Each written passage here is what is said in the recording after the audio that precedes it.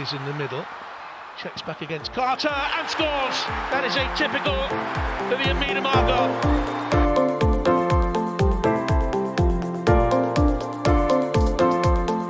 Marc quickly gets it back again. Oh, what a goal! Well, that sums up her season.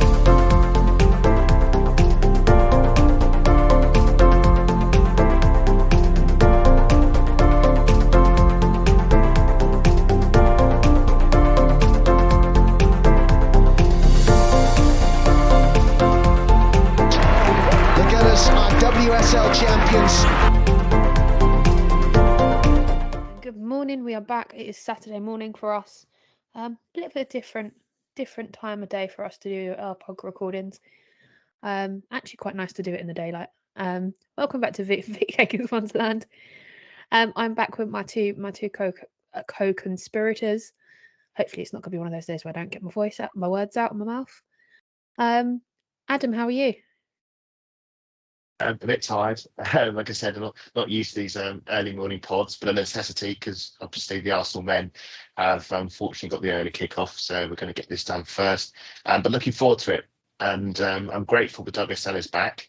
And I'm calling from a brand new place with the podcasting tour. I'm in sunny Stoke. Two words which have never been fit together in the same sentence before, but there we go. Sunny? But yes, I'm. Yeah. I've been in sunny Stoke and Crewe, so it's been an interesting week. And yeah, looking forward to heading up to the game tomorrow.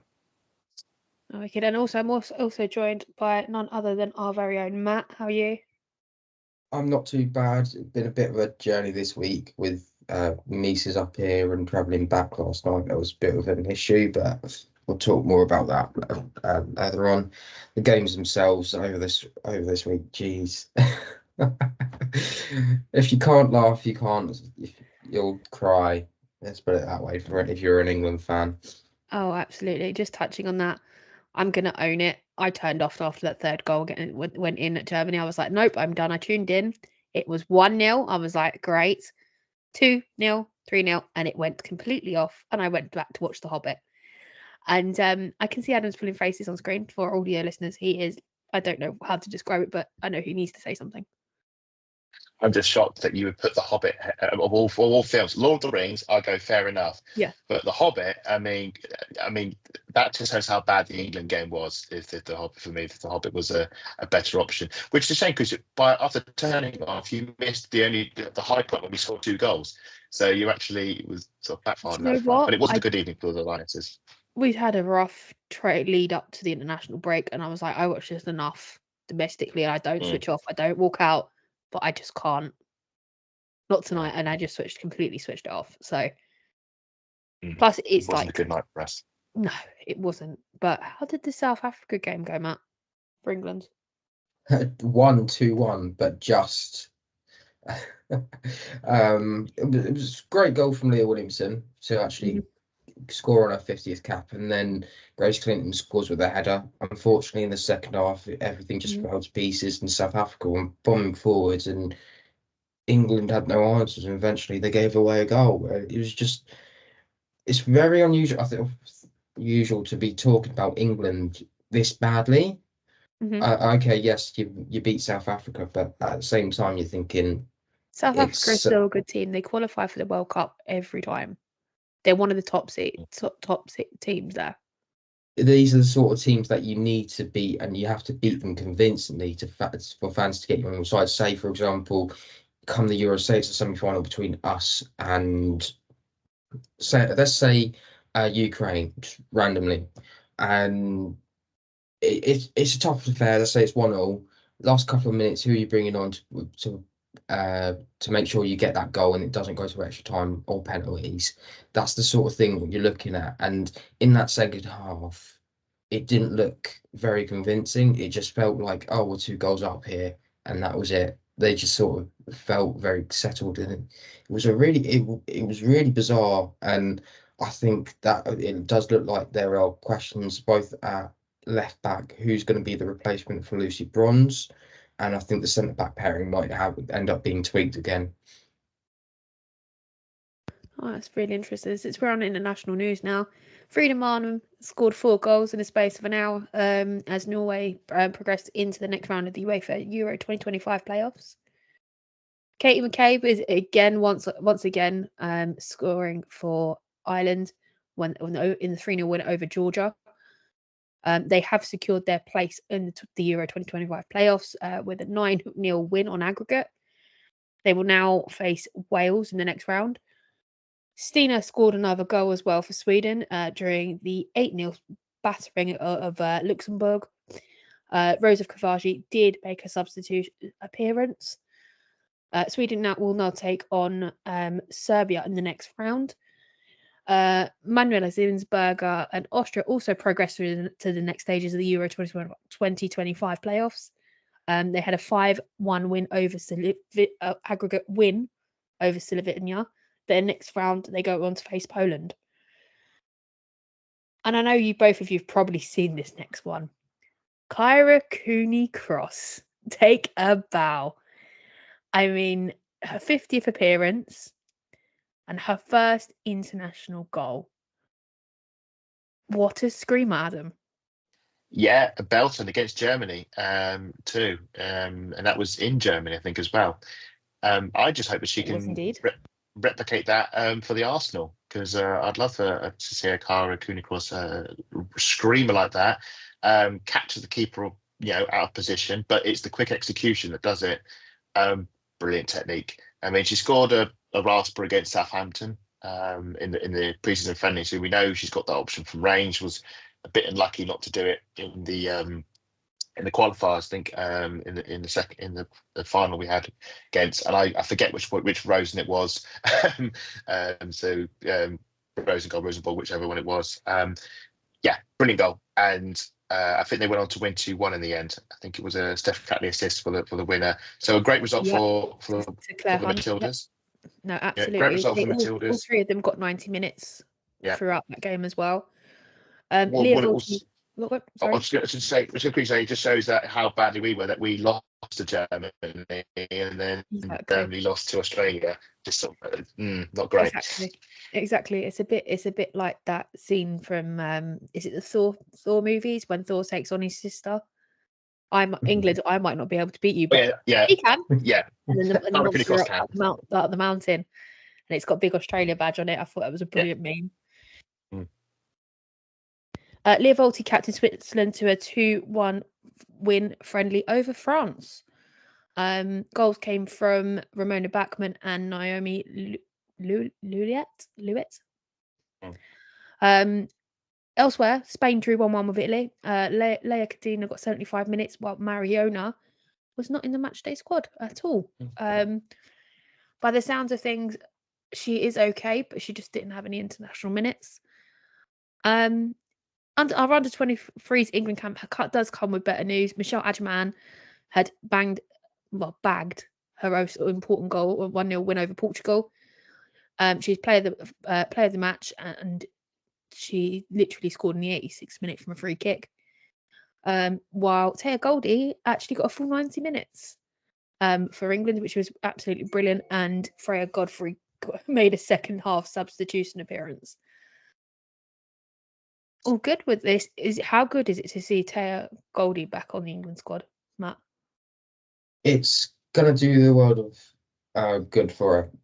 It's gonna be helping her build up in minutes. The squad's gonna have to manage her minutes as well. So it might mean less minutes for Casey Reed at the moment, but it's an opportunity that there are going to be opportunities throughout this month for every player to get some sort of minutes, and hopefully no one ends up with 0 minutes. That has happened in previously, but we'll wait and see, as we'll probably talk about further down the line. No, definitely. Our under-17s World Cup squad is through to semi-finals, with Layla Harbert captaining the side to come back from a victory. We have got goalkeeper Hope McSheffrey and the centre-back Wesley Smith completed the Arsenal representation, with Tara Junad and Sophie Harbour both introduced in the second half. Familiar obstacle incoming. The under-17s have now got the Spanish under-17s. That game's really gone ahead. Yeah, they've Has lost. They- They They lost. lost Okay, my bad. again. 3-0. It was late last night. It was late. It was very late last night. I think Oh, it was was. it? And It was yeah, very late Thursday night. Yeah. yeah. And I think it was. I think it was. Was it extra time or very late in the second half? Was it the goals? No, so the first goal came in the 41st and a half minutes or something like Yeah. that. So they added time of that. Then Spain scored a second like on the 58th minute, and then in just before added time of the 83, I think it was one of the ball. Hope McSheffrey gets a foot on it. Fortunately, the defender takes it and blocks it, and it goes straight in. So unfortunately, it seems to be a thing in semi-finals, England and own goals at the moment. Yeah. Or could it just be England and Spain? I heard that we did play quite well. Apparently we were pretty good. But Spain. I mean, Spain are Spain. I mean, we know full well the quality they possess. Just on Spain, on Mariona, the reason she wasn't in the squad, would that have anything to do with the fact that she was indisposed with a certain event in an award ceremony, perchance? What, eighth place Ballon d'Or winner? For our number 8. Number 8, yeah. 8th in the world for our number 8. That's what I should have said. Yeah, congratulations to Mariona. Obviously, the winners, well, the winner, but the top 3 obviously all Barcelona players, and I think they are high quality players. But great to see Mariona rated so highly. I absolutely couldn't agree more. Just a little bit of a blast from the past for us as well. Former gunner Mary Phillip has been inducted to the National Football Museum Hall of Fame. The pioneering centre-back has won the league with Arsenal in each of the 4 seasons she spent in North London from 2004 to 2008. I'm sure Adam has something on the Arsenal archive if you want to go and have a look. There will be there'll be games that she featured in will be on there. So obviously keep an eye out for her. There is certainly a game that I reckon this month there'll be a game that she played in will come out. So do keep an eye out for her. Legend of the game, and I believe she's the only woman who is managing in the men's game as well. I think it's Peckham. So yeah, brilliant player and a worthy addition. No, absolutely. She has 135 appearances for Arsenal. She was also the first black woman to captain the Lionesses and England's and a member of England's first ever World Cup squad in 1995. Yeah, So that was definitely- that was because in Sweden, I think it was. Got to the quarterfinals, and unfortunately we lost to Germany. It's all about those moments, though, isn't it? You look at these, and it's not just the first black player or the first black player to captain. You're looking at them at the moment, and you might say to yourself, well, as you see countries are becoming more multicultural. For example, the World Cup was the first time we saw I'm going to get the religion wrong, but the first time we saw the hijab in a World Cup, wasn't it? So it's moments like that. Morocco. Yeah, the hijab. Yes, thank you. So it's just moments like that where you're looking for inspiration to make sure that you have that milestone, so then people can look up and go, oh yeah, we can do that further down the line. Or maybe in the Brazil 2027 World Cup, it might mean that we see more of those, or we see more milestones being met, which would be fantastic. Absolutely. I mean, the world it's an ever-changing world in women's football. Nothing stays the same for very long, and the growth is absolutely it's great, but could be improvement. Yeah, I think there's a lot of good going on, but there's also the bad that comes with it at the moment. It says a lot about our society, as well as much the progression should be celebrated. The fact that we're now in 2024, and this is now when the first, as Matt mentioned, 2023 would have been in this instance with the hijab. It's taken this long to get to that point, which is kind of depressing. I mean, it's impressive, I say, with Mary Phillip that I don't know when her captaincy would have been, but it would have likely been in the late 90s, sort of early 2000s, which I suppose is a bit more impressive, but still not great. Sorry, I muted my mic there. Definitely Saturday morning for me. Player of the Month nominations are up and waiting for your vote. You can vote for Leah Volti, Emily Fox, Mariona Caldente, or Caitlin Ford. For me, I've got to vote for Emily Fox. She's had an excellent first sort of quarter of the season for me. She's been non-stop. Guys, who are you going to be voting for? Who are the nominees again? Just remind me. Emily Fox, Ford, I think's up there as well. Mariona and Leah Volti. I went for Mariona, and the reason why is that she was making a lot of the attacking opportunities.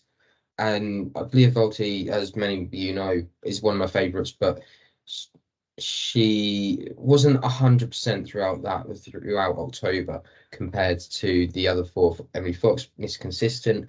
I think she, again, could be worthy of it. I don't, for me, just personally, I don't think Caitlin Ford deserved to be on the list again. I don't think she had that good of a month to be worthy of it. I think the only thing that sort of pulled it a little bit was the Chelsea goal. I would have gone, I haven't voted yet, so I'm a bit 50-50 split on Mariona. I think she's contributed a lot in the attack. Obviously, scored the penalty against West Ham and chipped him some goals in Europe as well. But I would probably give it to Fox. I think she deserves a lot of credit because we haven't had another right back. Laura's still come back from her injury. And she's been brilliant. And I'd say she's probably been our it says a lot that she's been our better attacking threat than our forwards. In some of the earlier games, the last games of Jonas, she was the one actually offering the greatest threat. Which how many times were we talking, Adam, that Emily Fox was the best attacking player and she was playing it right back? Yeah, exactly. And that's a lot of how poor our forwards have been. And obviously, she's got a first goal for Arsenal against Ballaranga, which was quite nice. So I would probably give it to Fox this time because I think there is always a bit of a bias towards the attackers when it comes to these Player of the Month nominations. So I would like to give it to a defender this time around. I couldn't agree more, Adam. But in better news, Renee Selgers is here for the next 5 games. 5 games in 21 days. Are we ready? Well, the Sledger Revolution. Revolution. Yeah. Revolution. Renee, I like it. Right, that's the title sorted. The Renee-lution sorted. We've had Renaissance, but I like that. We can counter Renaissance with Renee-lution.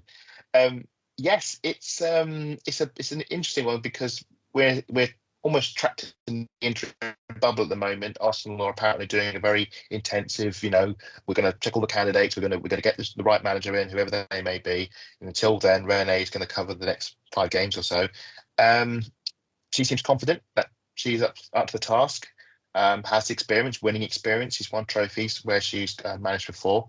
At the moment, she has popularity with the fan base. That always goes down well. I don't think Jonas ever had popularity with the fan base. Maybe with the results, but not with him as a person. I don't think he really, as much as he tried to promote the fans and talk how great they were, I don't think that emotion was reciprocated.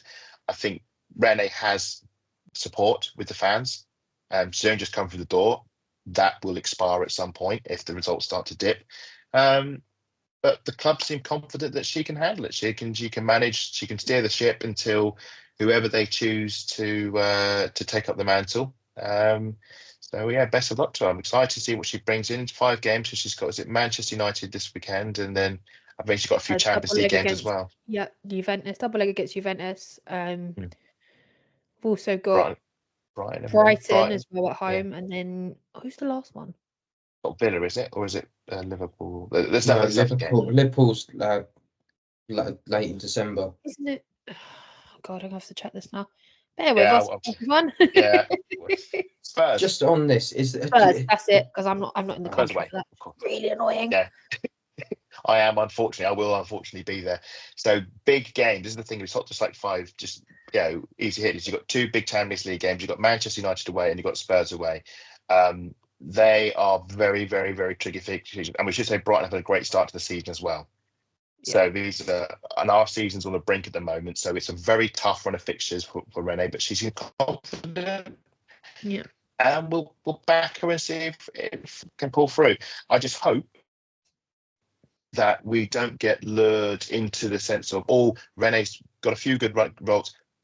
On that basis, let's give her the job full time. I hope that we don't go down how certain other clubs have sort of been drawn into that. We'll see how she does. When it comes to it, I think they are looking towards again that Scandinavia field by the looks of it, because a lot of those leagues will finish, a lot of those contracts will finish at the end of the month. So that might be one of the cases that they're looking at another Scandinavian manager. Personally, there are other countries that are developing really good managers. Portugal's up and coming, and you've got, I think there would be a load of other countries that you can field from. It'll be interesting to see what happens and who isn't on that shortlist, because I would imagine they would, if they're still searching, they're still narrowing down that shortlist. I think the American leagues end soon as well. The NWSL, Yes. I think they'll come to an end soon. I mean, it's always been in the news. Obviously, the Germany from the news, and Nick Cushing got linked. He's over on the men's side, actually on the MLS side, I believe. So he's another name that got put forward and then quickly put to one side. Speaking of Nick Cushing, when I was at the Liverpool game, I had some friends over from the US, and they watched the MLS, they watched the NWSL, and they were talking about Nick, and it was like, he's not very good. They don't think he's a good coach in the men's game. So yeah, and they're really skeptical if he was going to come here, would he be a right fit, Adam? Because you're sitting there laughing at me, and it's like something you know something I don't. Well, no, because I know Nick Cushing because he was manager when I was watching the league, so I have a bit of experience with the Nick Cushing tenure. So he essentially came in to Manchester City. He basically, when Manchester City spawned into being, he was the person given the keys to the castle.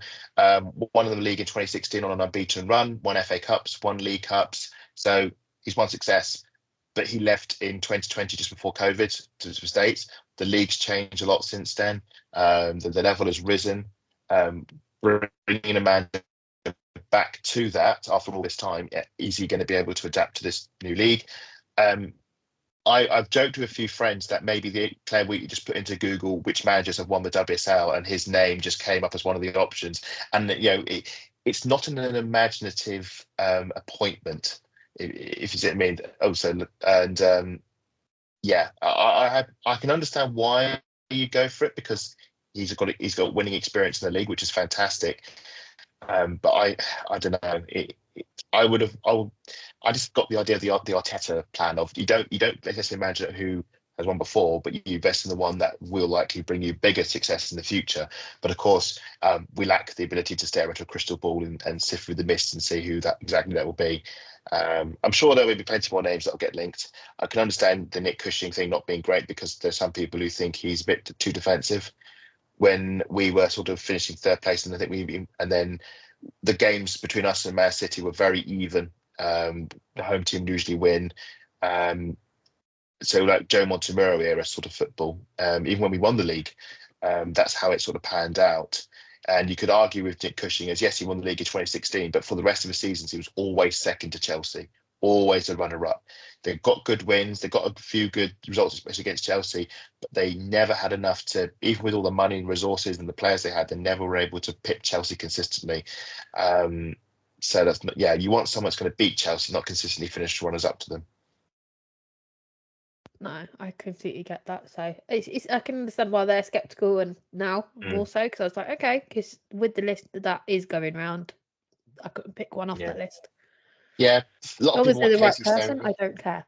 Yeah, a lot of people were drawn into the name Casey Stoney. Speaking to people who he wasn't on the list. That's the problem. Yeah, I know, but people I speak to like written off fairly early, wasn't she? Yeah. Yeah. Well, a lot of people, like you talking to friends in the States, I've spoken to friends in the States who've watched Casey Stoney in the NWSL, and they share the same apprehension towards Cushing. They don't think she would be the right manager, too defensive. The honest truth is, the manager who probably comes to the doors, we will not know who they are. We will have no previous opinion or prejudice upon them, because we simply haven't followed their journey. Clean slate, basically. Yeah, and I think that will do the manager good, but at the same time, he will have to build any support from fresh. They will, so we'll see who they get. I was going to say, I meant to say they. Sorry, he or she, they. Just say they. It's just They. I am endeavouring to do so because I've got Nick pushing on the brain. If whoever they may be, they are going to have to start from fresh, and hopefully they can do a good job of it. No, couldn't agree more. Everyone came back. Well, nearly everyone came back fit and ready to go. Lottie Wubben-Moy was pulled from the England squad in the South Africa game due to more symptoms from her concussion. Concussion. Concussion. That's a new one. Yeah, do you know what? I read the 2 words and it just came from my Looks like notes. it. I'm so sorry. Good. Yeah, Saturday morning's podcast, not a good idea anymore. More symptoms from her concussion injury from the Chelsea game. Gonna have a look towards Man United now. Marc Skinner, 100 games in charge already. Yeah. I don't know how to put this, but they've not faced the big four yet, I should say. Yeah. So what are we thinking? I mean, to be fair, firstly, 100 games for Manchester United, whatever your bias or allegiance, congratulations. Yeah. That's brilliant achievement. Well done, Marc Skinner. I'm surprised he's lasted this long, if I'm honest. Although we should say, yes, they had a really good season in 22-23. Brilliant. And yeah, we're maybe a bit unlucky not to win the league, but they were brilliant that season. And they won a trophy last season, won the FA Cup and won it quite comprehensively in the final. So you can say he's brought a lot of good stuff to Manchester United, but I just don't remain convinced by him as a manager. And some of the things he did press conferences, I remember when they went up to PSG in the Champions League, he came out with some very bizarre takes, which didn't go down well. And some of the players that he's managed, they've brought in players, not played them, and then they've departed. This season, they've had a very soft start to the season. I think I put it that way. The teams they have played, they should win. Not including tomorrow. They've had 3 wins, 1 draw. So the game, the tricky game they lost, which not lost. The fixture got dropped because of the Champions League shenanigans and the fixture with Chelsea. So they are a game behind everybody. So they've had Everton at home, Everton away, Brighton away, which I watched Brighton away. Was a draw. That was the draw. And the first half they looked really good, and could have easily been 2-3-0 up. But they really dropped off in the second half. They just disappeared. Brighton deserved to got the equaliser. Matt, I don't know if you were there for the Everton game at all. They went 1-0 up, but from what I hear, they didn't really convince. I was watching that one online. It was one of those where Grace Clinton goes and scores, and that was it for the rest of the game. Everton looked like they could have quite easily got something out of it. I think this is going to be one of those sort of games. There seems to be a pattern with both United and Chelsea at the moment. They don't really seem to be playing very well, but somehow they're getting the wins on the board at the moment. But when you're turning over teams like West Ham, they turned over Liverpool. They've turned over Tottenham like 2-3-0. Yeah, they beat Spurs. That was exactly. I think we should never underestimate Man United. And I don't think they have, which is going to sound bonkers because they've been around there. But I think every game you think, we'll beat Man United because they haven't not won the league. They've only been in the Champions League briefly and then popped out again. But they are a very, very, very tricky customer. I think they'll give us a very tough game. They always give us a tough game in LSP. We haven't won there since 2021. We've lost. We lost twice there. We almost lost last season. We were bailed out by a screamer from Chloe Lacasse. We won't have that ace up our sleeve this season. And we should just say, on top of Chloe Lacasse, best of luck with your recovery. It's another ACL. It's a long journey back, and I hope we see you playing again. Probably be next year now, but best of luck with your recovery, Chloe. It's going to be a tough one. And Marc Skinner, I remember when he used to manage at Birmingham City. He's a very good underdog manager. He's very good at making the teams hard to beat, and I think he will give us a tough run this time around as well.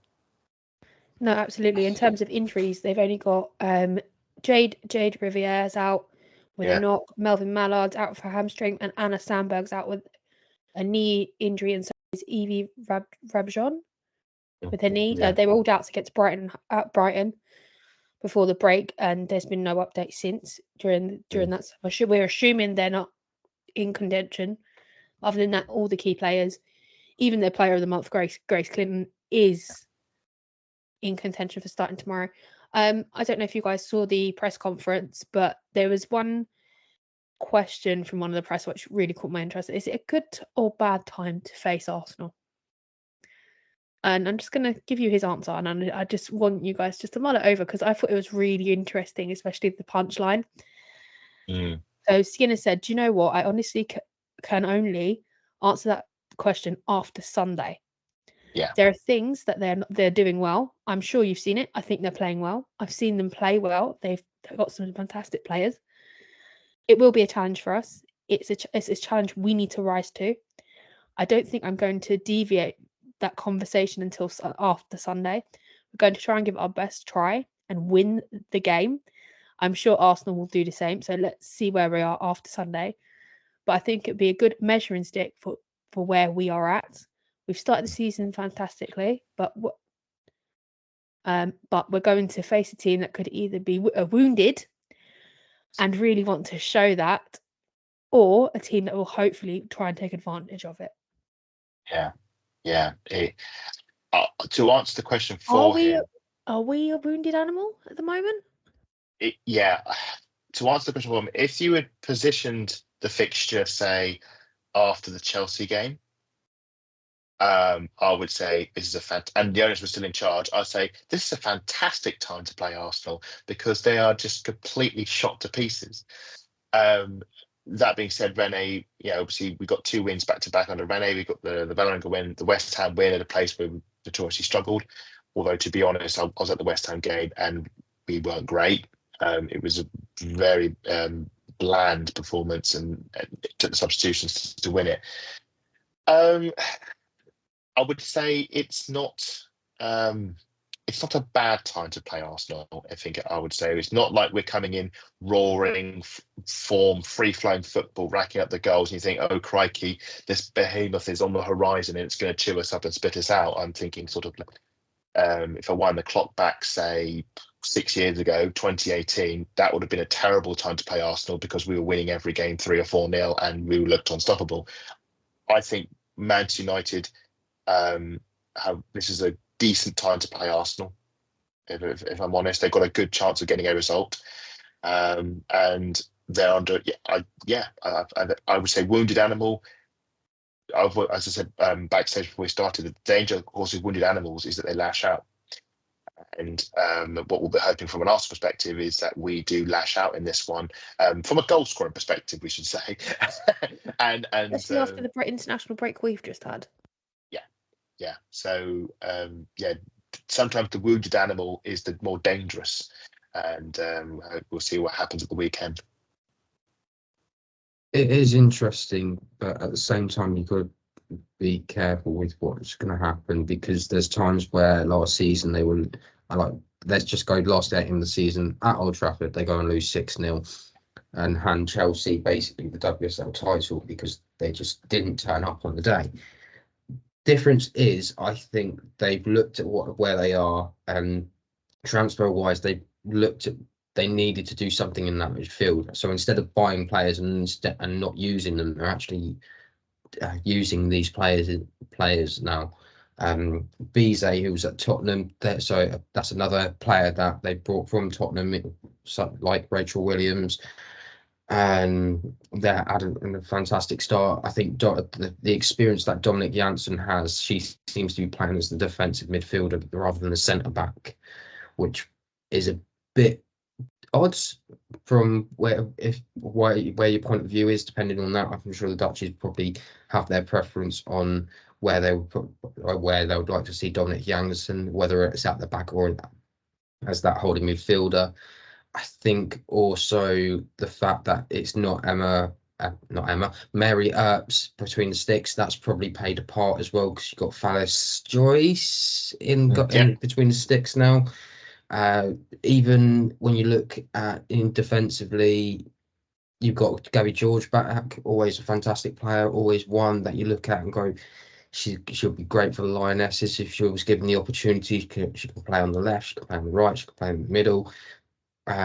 So I think it will be a tough game, and defensively they look a lot more solid than they were last year.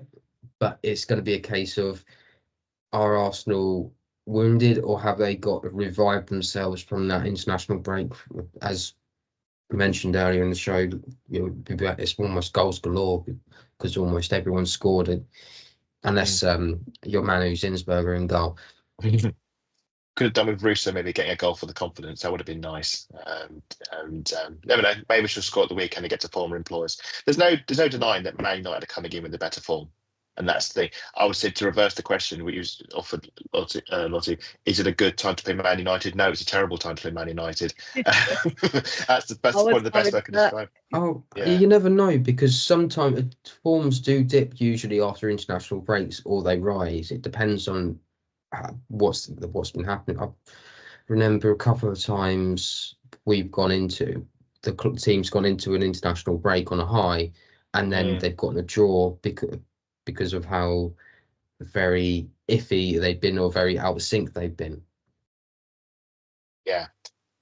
We'll maybe get score predictions later, but I think it says a lot about Man United. I'm not confident we'll win this one.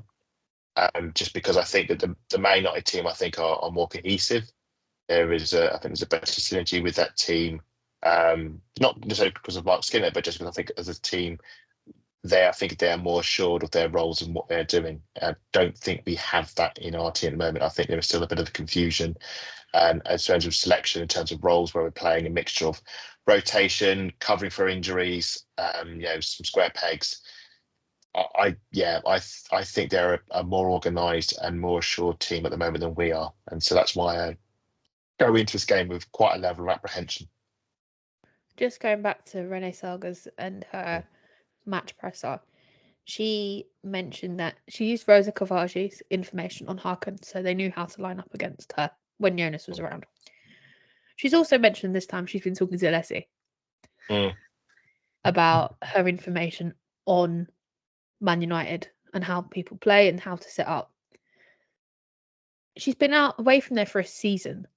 Yeah. Do you think that information's outdated? No. And I put that down to the manager, because the manager is the same. So from that perspective, I don't think Marc Skinner is one for variance in attacking plays and attacking patterns and defensive patterns. I think he will play in a sole way of playing, a bit like how Gareth Taylor has one way of playing at Manchester City. That's not necessarily a bad thing, to stick with the plan A, and the idea is that you make plan A as good as possible, that no one else can counter it.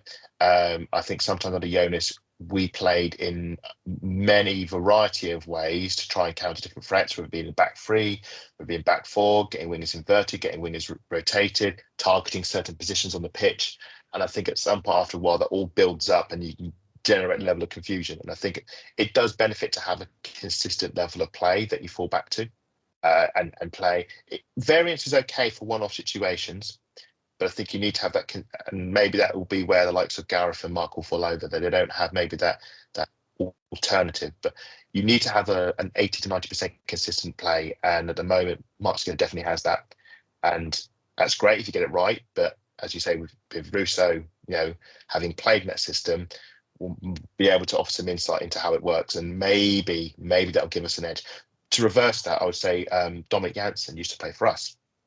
But I don't think she will be able to give any intel on how we play, because we've changed so much. We've changed the magic, twice now since she's played, and we've actually changed her style. So she won't probably be able to give in the any insight on Champions us. League against us, so she could use some of that intel because she's played against some of us. No, that's a fair point. She was playing for Wolfsburg at the time and did play against us and got knocked us out twice in a row. Thanks. Yes, maybe from that perspective, certainly. We'll see. I mean, if we win, maybe we can put something to Agent Russo. But I'd rather she scored a goal for us rather than providing us, top secret tactical insight on behind the scenes. No, right. I'm going to get to our favourite part of the show. Predicted lineups. And for a change, I'm going to give the goalkeeper situation over to Adam. Well, I think it's going to be DVD again. I think it's done. I really do. I feel sorry for Manu. I think Manu's a fantastic keeper, but my feeling has always been this season that this would be the one when the baton would be passed and DVD would be the number one keeper. And I've not seen anything to suggest that DVD should be taken outside. In fact, I would say in every game she's played, and that probably says a lot about our defence at the moment, but she has made a really good save in every game, often critical to getting us a result, whether it be a win, whether it be a point. And she's popular with the fans. And again, I fall back on the Hobbing Viennas. I don't think Manu has ever, rightly or wrongly, fairly or unfairly, I don't think the fans ever took to her. I think it's grossly unfair, but I don't think the fans ever warmed her properly. Fans love DVD, and I think she's also a really good keeper. And I think, she's not done anything to warrant being removed from the team. And I think run with her, and I fully expect her to start at the weekend. Goalkeepers unit, any arguments there? I would say that this game is very similar to Leicester. You don't know what you're going to get, so you might prefer to have Daphne hoofing the ball as far up the pitch as possible, so Alessia Russo or Stephen Blackstone can. So from a tactical point, I would probably say Daphne definitely plays. I do disagree with Adam. I still think this isn't. If Manu's still the number one at this moment in time, the only reason Daphne's coming is for tactical reasons. She hasn't done it based on performances yet. And the only reason, I mean, if you look at the Chelsea game, for example, she made some good saves, but also you look at some of the goals that was conceded, either defensively or how it was, weren't great. Would Manu have done better? No. 9 times out of 10, probably not. But sometimes that experience in those sort of games helps you a lot more than Daphne. Daphne's still a young goalkeeper, so she is one to keep.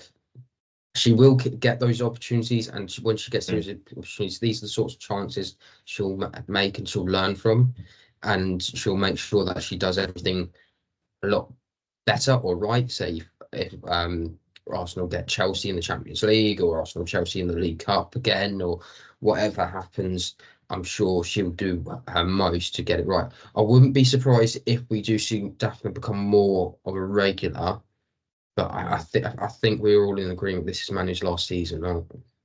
I do think Manu will play games this season, but I think it's gotten to a point where at the start of the season, I was surprised when DVD started because we used to Manu be number one. At this point, I would be surprised if Manu started. That's where I think I thought it would have taken later into the season, but given Manu hasn't played since Bayern Munich away. DVD has played every game since. I'm not saying Manu was at fault for all 5 goals that we conceded, or that, because 5 goals is Manu's fault. For that game, personally, I think Pernille Harder had Manu's card marked. She always does. That last goal. In any of the old Chelsea games you look at, it's always Pernille Harder. Yeah, there were some goals in there. I remember the second goal Bayern scored to give them the lead. I think Manu could have done better, and certainly with some of the harder goals, playing with defenders, obviously, we were awful as a team, we collapsed. Maybe with one of them, I think you mentioned maybe the last one, potentially she could have done better. I don't think she had a great game. It's not that. The ball's hit her and she doesn't know anything about it, so she's kind of relying on defenders to sweep up and in that situation. And unfortunately, everyone's too slow, and Harder's just done what Harder does best and just gone, right, okay, you've had the shot, I'm going to follow it in, and I don't think DVD would have, let's say, kept a clean sheet in that game, or we would have won the game if DVD played. But that's how unfortunately history is written, and Manu was I would say, guilty of unfortunate circumstance. She suffered because she's played in that game, and I expect DVD to start on the weekend. Okay, right, back line. Matt, do you want to have this one? It's difficult because I think Leigh would definitely want to be playing this one. I think we've missed a really big important point. Yeah, if she is available, is she got 100%? That's my question at the moment. The last time she was up at LSV, what happened? Well, she got the ACL. Oh, yes. I just thought, you're right. I'm just trying to get the timeline straight. I didn't want to talk about it, but I'm just sitting there thinking. Mentally, that's a massive mental hurdle. Like, she's just scored for the first time since her ACL, and now she's going back to the place where it started. I'd also say with the England game, she said she didn't have a great she got the goal, but as from a defensive perspective, even in the South Africa game, there was a lot of mistakes, especially on the halfway line. I'm really glad she got the goal. 50 England games to Leah Williamson, brilliant. That's the first goal she's got since her ACL, but I'm not comfortable with her defending at the moment, and there were some really glaring errors that led to goals in both games from Leah. I'm just wondering if we go to a back three. I think we might go to a back three for this one. But then again, it's a question of who's going to be playing with Leah Cordina, and obviously we haven't got Amanda back yet. So it's then filling square pegs around holes with Steph Catley probably coming in as one. It might even be that it might be Steph Catley, Leah Cordina, Kate McCabe, then Emily Fox. Because if Lotta's concussion protocol is still not available, she won't be available to play. So back four then. Well, I've said back three, but I was trying to think of three centre backs. I don't think we got three centre backs. That's the problem. Would Katie Reid be all right for a game like this to start? Sometimes you have to throw them in the deep end, like you do with the men's. But you're going to throw us to the Sharks at Man United, or in the shallow end. You know what? I wouldn't put her at centre back. I would actually move her up towards the defensive midfielder position, because she would be, because of how tall she is, she can actually play that role. She did that role quite well with Watford. I think that would throw them off a little bit, but I think maybe it will be an option off the bench for me for her. And you mentioned about Taya Goldie as well. I don't think Taya Goldie will be playing, but I think she'll be on the bench. Taya Goldie's on loan. Yeah. Oh, shoot. You know what? I've You put your England hat on. I've got my.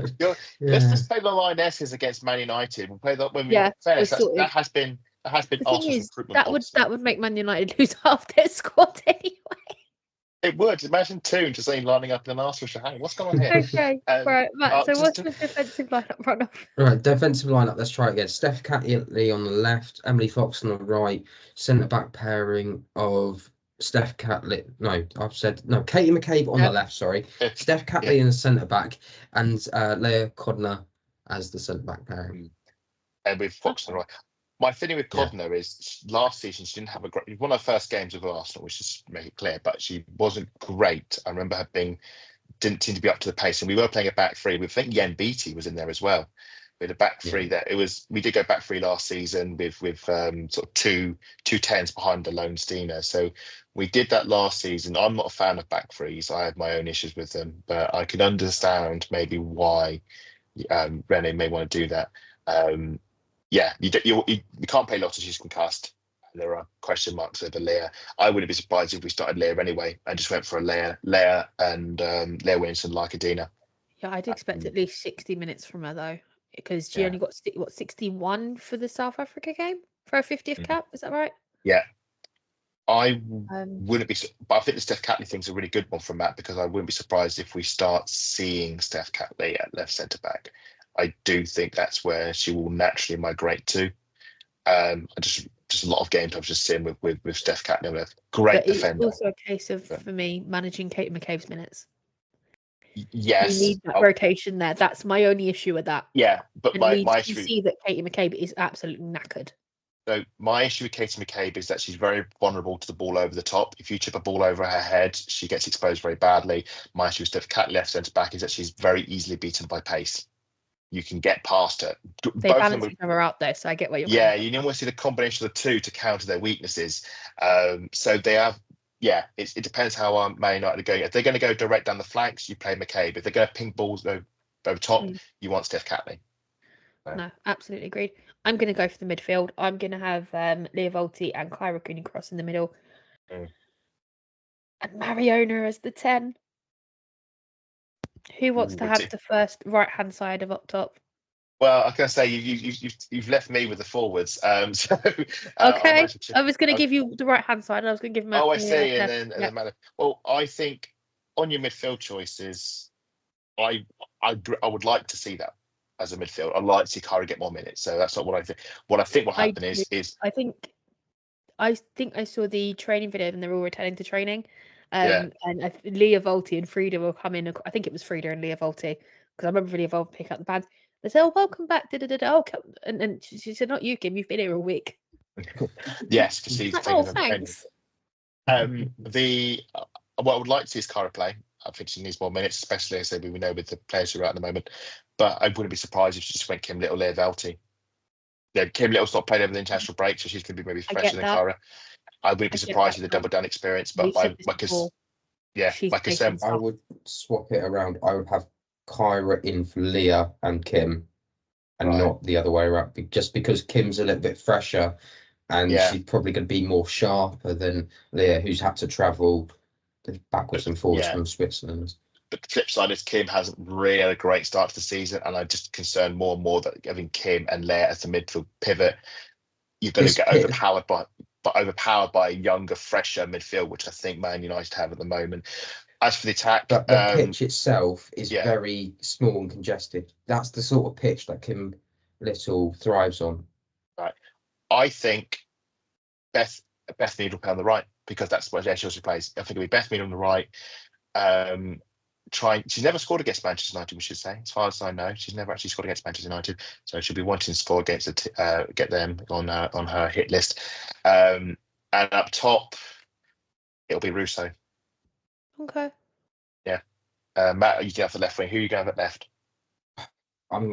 Unfortunately, it seems to be the flavour of the month to have Caitlin Ford there at the moment. So, but I would actually have Rosa Kafaji.